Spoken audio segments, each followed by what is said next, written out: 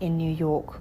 Well, let's talk now in Washington to the BBC's Zoe Conway, who joins me now from there. And Zoe, we've already had a vice presidential debate, haven't we, very recently. How did that pan out? Well, it's too soon to tell really what impact that debate had on the polls. I think we need to wait a few more days for that to filter through.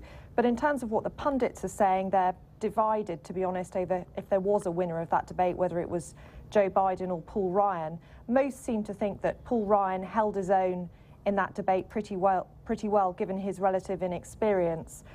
What everyone's remarking on is the aggression that Joe Biden brought to that debate and the fact that he kept smiling. And this was the smile of a wolf looking at its supper, to be quite honest with you. And it's that fight that he brought to the debate that has really buoyed the spirits of many Democrats who've been having something of a collective nervous breakdown since President Obama's widely panned performance at his presidential debate a few days ago. We have another one coming up on Tuesday, another presidential debate. What are we expecting, or what's the mood going into that?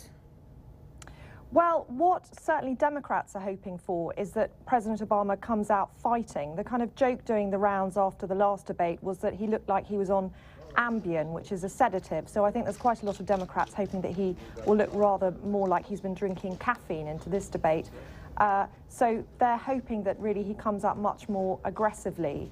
I think what's interesting to note about this debate is that only half of it will be devoted to domestic policy, half of it will be foreign policy, and of course the third debate is all about foreign policy as well. So he's really only got a very limited window now to address head-on the economic policies that the electorate are mulling over in this campaign season. Of course, the economy is the #1 issue, so the pressure really is on him, and he will certainly be doing his homework over the next 3 days in Virginia. Mitt Romney, on the other hand, I suspect will be going into this debate looking pretty confident. He's certainly looking very confident out on the stump in Ohio today. And what do the latest polls tell us about whether or not that confidence is justified? Well, it really has had a dramatic impact on the polls, that presidential debate that President Obama did so badly in. It's been really quite a turnaround. For the first time, Mitt Romney is now ahead in the national polls.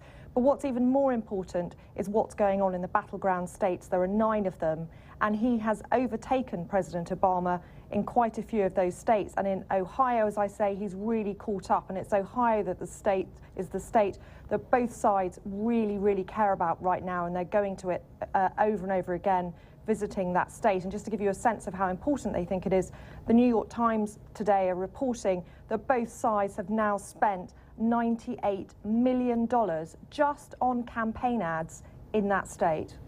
Okay, Zoe Conway in Washington, thank you very much indeed.